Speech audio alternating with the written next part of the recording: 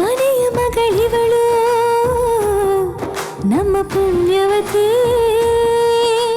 Hello Padmini, ಎಲ್ಲಿ ಸಿಗ್ತೀಯಾ? 4 lakh ready ಇದೆ ಅಲ್ವಾ? ಎಲ್ಲಿಗೆ ಬರ್ಬೇಕು ಹೇಳು? ನನಗೆ ಕ್ಯಾಶ್ ಬೇಕು, ಮೊದಲೇ ಹೇಳಿದ್ದೀನಿ.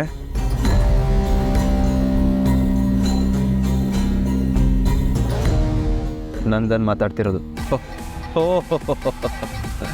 ಮಹಾರಾಜರಿಗೆ ನಮಸ್ಕಾರ.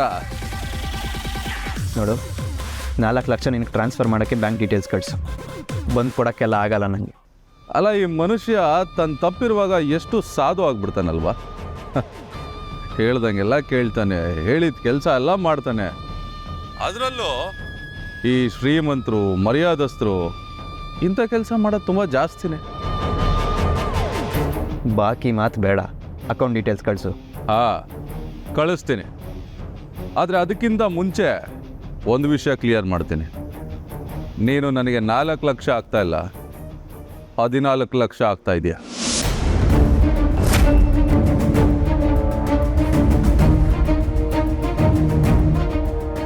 ವಾಟ್? 14 ಲಕ್ಷನಾ? ಯಾಕೆ? 4 ಲಕ್ಷ ಪದ್ಮಿನಿ ನನ್ನ ಹತ್ರ ಇಸ್ಕೊಂಡಿರೋದು. ಇನ್ನು 10 ಲಕ್ಷ ಅವಳಿಂದ ನನಗಾಗಿರೋ ಲಾಸನ್ನ ನೀವು ಕಟ್ಕೊಡ್ತಾ ಇರೋದು. ಜೊತೆಗೆ ಅಮ್ಮಾಜಿಗೆ ಸತ್ಯನ ಹೇಳ್ದೇನೆ ನಾನು ತೆಪ್ಪಗಿರೋದಕ್ಕೆ. ಏನೀಗ ಆಗ್ತೀಯ ತಾನೆ? 14 ಲಕ್ಷ ಹಾಕಲ್ಲ ಅಂದರೆ ಹೇಳ್ಬಿಡು. ನಾನೀಗಲೇ ನಿಮ್ಮ ಮನೆಗೆ ಬಂದು ಅಮ್ಮಾಜಿ ಮುಂದೆ ಮದುವೆಲಿ ನಡೆದಿರೋಂಥ ಘಟನೆಗಳನ್ನೆಲ್ಲ ಹೇಳ್ಬಿಡ್ತೀನಿ. ನಿಮ್ಮ ಮನೆಯ ನಿಜವಾದ ಸೊಸೆ ಯಾರು ಅಂತನೂ ಹೇಳ್ತೀನಿ.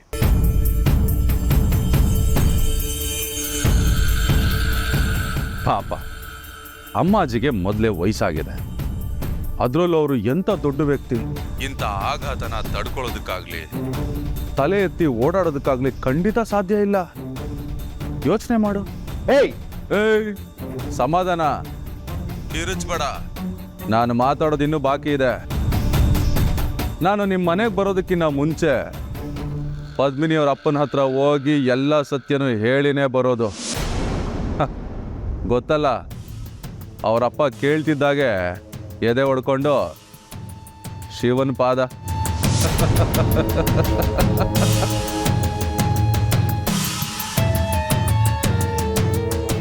ಏನು ಮಾಡಲಿ ನೀವೇ ಹೇಳಿ ಬಾಸ್? ಸತ್ಯ ಹೇಳ ಅಥವಾ ನನಗೆ 14 ಲಕ್ಷ ಕೊಡ್ತೀರಾ? ನಿನಗೆ ನಾನು 14 ಲಕ್ಷ ಕೊಡಬೇಕಾ? ಹೌದೌದು. ಕೊಡಲಿಲ್ಲ ಅಂದರೆ ಅಮ್ಮಾಜಿ ಹತ್ರ ಬಂದು ಆಘಾತ ಆಗೋ ಥರ ಮಾತಾಡ್ತೀಯಾ? ಎಸ್. ನಮ್ಮ ಮಾವನ ಮನೆಗೆ ಹೋಗಿ ಅವ್ರು ಎದೆ ಹೊಡ್ಕೊಳ್ಳೋ ಥರ ಮಾತಾಡ್ತೀಯಾ? ಡೌಟೇ ಇಲ್ಲ. ನೀನು ಈ ಥರ ಎಲ್ಲ ಮಾಡಬಾರ್ದಂದ್ರೆ ನಿನಗೆ 14 ಲಕ್ಷ ಕೊಡಬೇಕಾ? ಎಕ್ಸಾಕ್ಟ್ಲಿ ನಂದನ್. ದುಡ್ಡು ಕೊಟ್ಟರೆ ಬಾಯಿ ಮುಚ್ಕೊಂಡಿರ್ತೀನಿ, ಇಲ್ವಾ ನೀವೆಲ್ಲರೂ ಜೀವನನೂ ರೋಡಿಗೆ ತರ್ತೀನಿ. ಯಾವ್ದು ಬೇಕು ಅಂತ ನೀನೇ ಡಿಸೈಡ್ ಮಾಡಪ್ಪ. ಬೇಡ ಶೋಭ್, ಬ್ಲ್ಯಾಕ್ ಮೇಲ್ ಮಾಡ್ತಿದ್ಯಾ ನೀನು? ಇದು ದೊಡ್ಡ ಅಫೆನ್ಸು. ಹೌದಾ? ಅಯ್ಯಯ್ಯೋ, ನನಗೆ ಗೊತ್ತಿರಲಿಲ್ಲ Nandan. I am so sorry. ಏಯ್, ಖಾತೆ ಎಲ್ಲ ಹೇಳಬೇಡ.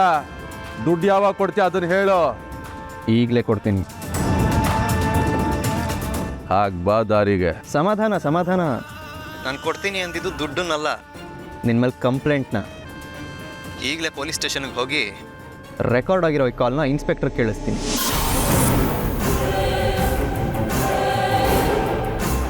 ಆಮೇಲೆ ಆಗೋದೇ ಬೇರೆ. ನೀನು ಅಮ್ಮಾಜಿಗಾದರೂ ಹೇಳ್ಕೊ, ನಮ್ಮ ಮಾವಂಗಾದರೂ ಹೇಳ್ಕೊ. ಅದಕ್ಕಿಂತ ಮುಂಚೆ ನೀನು ಹೊರಗಡೆ ಇರ್ತೀಯೋ ಜೈಲಲ್ಲಿ ಇರ್ತೀಯೋ ಅಂತ ನೋಡ್ಕೊ. ಏಯ್, ಏನೋ ಹೇಳ್ತಿದ್ಯಾ? ಈ ಕಾಲ್ ರೆಕಾರ್ಡ್ ಆಗಿದೆ. ನಾನೀಗ ಸ್ಟೇಷನ್ಗೆ ಹೋದರೆ ನಿನ್ನ ಕತೆ ಮುಗಿಯಿತು ಅಂತ ಹೇಳ್ತಿದ್ದೀನಿ. ಬೇಡ ನಂದನ್, ಹಾಗೆಲ್ಲ ಮಾಡಬೇಡ.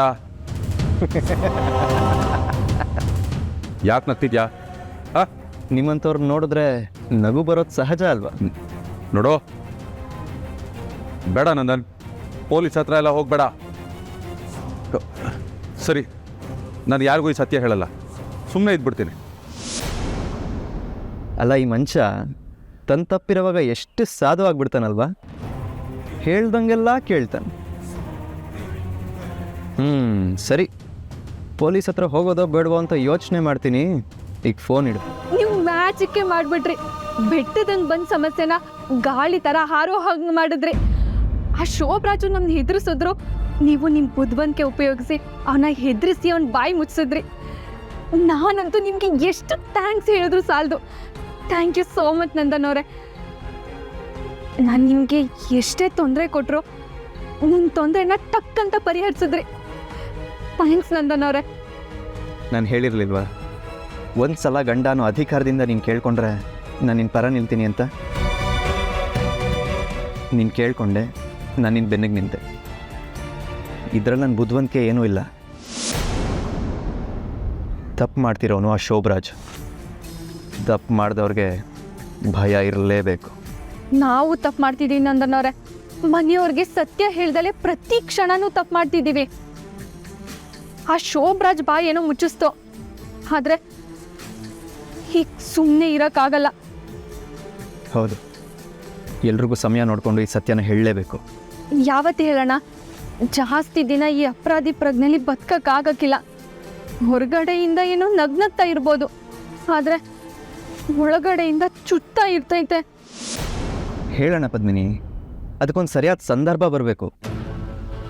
ಇದು ಚಿಕ್ಕ ಪುಟ್ಟ ವಿಷಯ ಅಲ್ಲ, ಈಗಲೇ ಹೇಳ್ಬಿಟ್ಟು ಸರಿಪಡಿಸೋಕೆ. ಸಂದರ್ಭ ಆದಾಗ ಅದೇ ಬರುತ್ತೆ ಅಂತ ಕೂತ್ಕೊಂಡ್ರೆ ಅದು ಬರೋಕ್ಕಿಲ್ಲ ನಂದನ್ ಅವರೇ. ಆ ಸಂದರ್ಭನ ನಾವೇ ಸೃಷ್ಟಿ ಮಾಡ್ಕೋಬೇಕು.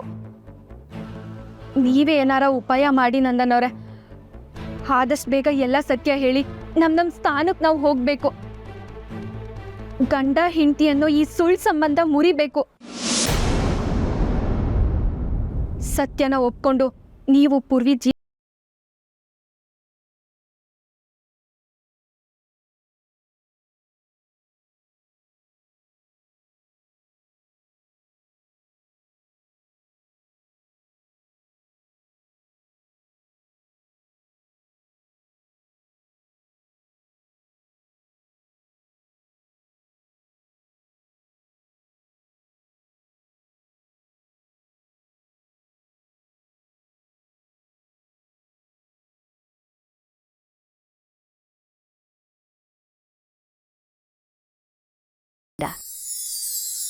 ಅದಕ್ಕೂ ಮುಂಚೆ ಬೇರೆ ಬಿಸ್ನೆಸ್ಗೆ ಪಾರ್ಟ್ನರ್ ಆಗೋಣ ಅಂತನಾ?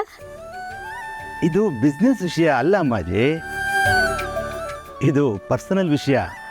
ಹೌದಾ? ಹೇಳಿ. ನನ್ನ ಮಗನ ಬಗ್ಗೆ ನಿಮ್ಮ ಒಪಿನಿಯನ್ ಏನು? ರಿಷಿ ಬಗ್ಗೆ ಏನು? ಅವನಂತೂ ತುಂಬ ಒಳ್ಳೆ ಹುಡುಗ.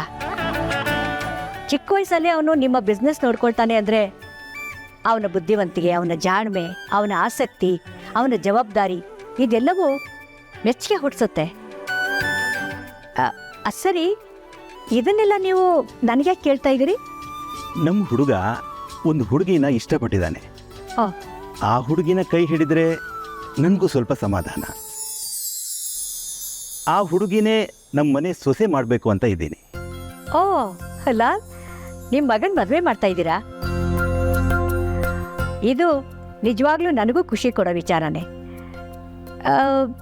ಆದರೆ ಇದು ನನಗೆ ಹೇಗೆ ಸಂಬಂಧ ಅಂತ ನನಗೆ ಅರ್ಥ ಆಗ್ತಾ ಇಲ್ಲ. ಸಂಬಂಧ ಇದೆ ಅಮ್ಮಾಜಿ. ನನ್ನ ಮಗ ಇಷ್ಟಪಟ್ಟಿರೋದು ನಿಮ್ಮ ಸೊಸೆ ಪದ್ಮಿನಿ ತಂಗಿ ಇದ್ದಾಳಲ್ಲ, ಪೂರ್ವಿ, ಆ ಹುಡುಗಿನ. ನೀವು ಒಪ್ಪೋದಾದರೆ ಈ ಮದುವೆ ಮಾತುಕತೆನ ಮುಂದುವರಿಸೋಣ. ನೀವೇನು ಯೋಚನೆ ಮಾಡಬೇಡಿ, ನಮ್ಮ ಹುಡುಗ ಆ ಹುಡುಗಿನ ಚೆನ್ನಾಗಿ ನೋಡ್ಕೋತಾನೆ.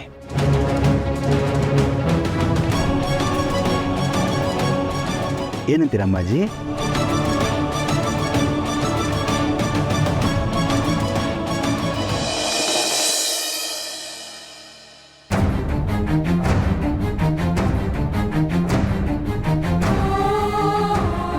ನಂದನ್ ಅವ್ರೆ, ಏನಾಯ್ತು? ಪದ್ಮಿನಿ, ನೀನಿವತ್ತು ಮದುವೆಲೇ ಇರಲಿಲ್ಲ ಅಂತ ಗೊತ್ತಾದಾಗ ಆಗಿದ್ದ ನೋವಿಗಿಂತ, ನಾನು ನೀನು ಮದುವೆನೇ ಆಗಿಲ್ಲ ಅಂತ ಸತ್ಯ ಗೊತ್ತಾದಾಗ ಆಗಿದ್ದ ನೋವಿಗಿಂತ, ಈಗ ನೀನು ಹೇಳ್ತಿದ್ಯಲ್ಲ ಮಾತು, ಮನೆಯವ್ರ ಹತ್ರ ಸತ್ಯ ಹೇಳಿ ಈ ಸುಳ್ಳು ಸಂಬಂಧನ ಮುರ್ಕೊಳ್ಳೋಣ ಅಂತ, ಈ ಮಾತು ನನಗೆ ಅದೆಲ್ಲದಕ್ಕಿಂತ ಜಾಸ್ತಿ ನೋವು ಕೊಡ್ತಿದೆ ಪದ್ಮಿನಿ.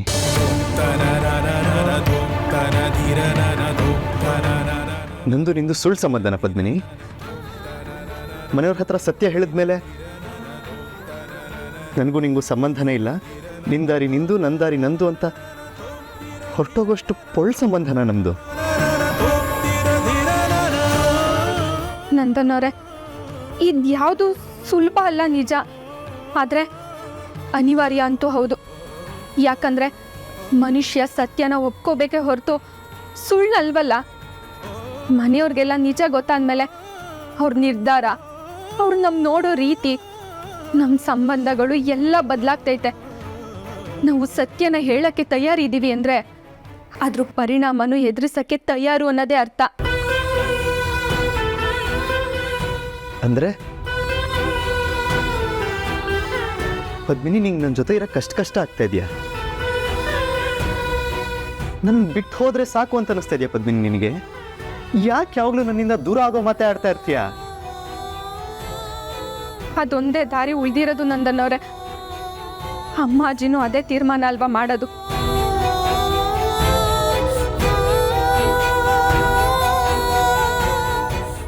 ದೊಡ್ಡ ಫೂಲ್ ನಾನು. ನಿನ್ನ ಅರ್ಥ ಮಾಡ್ಕೊಂಡು ಸಾರಿ ಕೇಳಿದೆ. ಈಗ ನೀನೇ ನನ್ನ ಹತ್ರ ಓಡ್ ಬರ್ತೀಯ ಅಂದ್ಕೊಂಡೆ. ಅದೆಲ್ಲ ನನ್ನ ಭ್ರಮೆ. 100 ಸಲ ನಾನು ಪೂರ್ವಿ ಗಂಡ ಹೆಂಡ್ತಿ ಅಂತ್ಯ. ಮನೆಯವ್ರ ಹತ್ರ ಸತ್ಯ ಹೇಳಿ ದೂರ ಆಗೋಣ ಅಂತ್ಯ. ಅದು ಅನಿವಾರ್ಯ ಅಂತ್ಯ. ಹಾಗೆ ಆಗೋದು ಅಂತ್ಯ. ಆದರೆ ಒಂದೇ ಒಂದ್ಸಲನಾದರೂ ಮನೆಯವ್ರ ಹತ್ರ ಸತ್ಯ ಹೇಳಿ ನಾನು ನೀವು ಮತ್ತೆ ಮದುವೆ ಆಗೋಣ ಅಂತ ಹೇಳಿದ್ಯಾ ಪದ್ಮಿನಿ ನೀನು? ಅಂತ ಮಾತು ಒಂದ್ಸಲ ಆದರೂ ನಿನ್ನ ಬಾಯಿಂದ ಬಂತ? ನಾನು ನಿಮಗೋಸ್ಕರ ಏನೇನೆಲ್ಲ ಮಾಡಿದ್ದೀನಿ, ಇಷ್ಟೆಲ್ಲ ನಡೆದಿದೆ ಅಂತ ಗೊತ್ತಿದ್ರು ನೀನೇ ನನ್ನ ಹೆಂಡತಿ ಅಂದ್ಕೊಂಡಿದ್ದೀನಿ. ಹೇಗಾದರೂ ಮಾಡಿ ನೀನು ಮತ್ತೆ ನನ್ನನ್ನು ಪ್ರೀತಿಸ್ಬೇಕು, ನನ್ನ ಗಂಡ ಅಂತ ಒಪ್ಕೋಬೇಕು ಅಂತ ಒದ್ದಾಡ್ತಾ ಇದ್ದೀನಿ. ಆದರೆ ನಿನಗೆ ನಾನು ಬೇಡವಾಗ್ಬಿಟ್ನಲ್ಲ ಪದ್ಮಿನಿ. ನನ್ನನ್ನು ಬಿಟ್ಕೊಡಕ್ಕೆ ತುದಿಗಾಲಲ್ಲಿ ನಿಂತಿದ್ಯಲ್ಲ ನೀನು.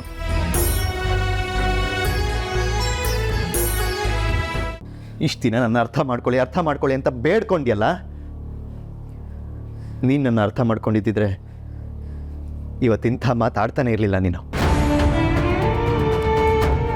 ನನಗೆ ಒಂದು ವಿಷಯ ಹೇಳು, ನೀನು ಅವಾಗಾದರೂ ನನ್ನ ಪ್ರೀತಿಸಿದ್ಯಾ? ಇಲ್ಲ ನಿಮ್ಮ ಅಪ್ಪ ಅಮ್ಮನ ಒತ್ತಾಯಕ್ಕೆ ಮದುವೆಗೆ ಒಪ್ಕೊಂಡ್ಯಾ?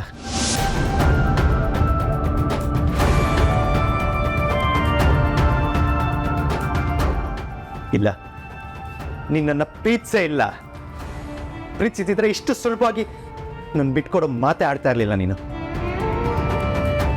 ನನ್ನ ಜೊತೆ ಬದುಕಕ್ಕೆ ಇಷ್ಟು ಪ್ರಯತ್ನ ಪಡದೆ ಹಿಂಗೆ ಸುಮ್ಮನೆ ನಿಲ್ತಾ ಇರಲಿಲ್ಲ ನೀನು. ನೀನು ನನ್ನ ಪ್ರೀತಿಸೇ ಇಲ್ಲ.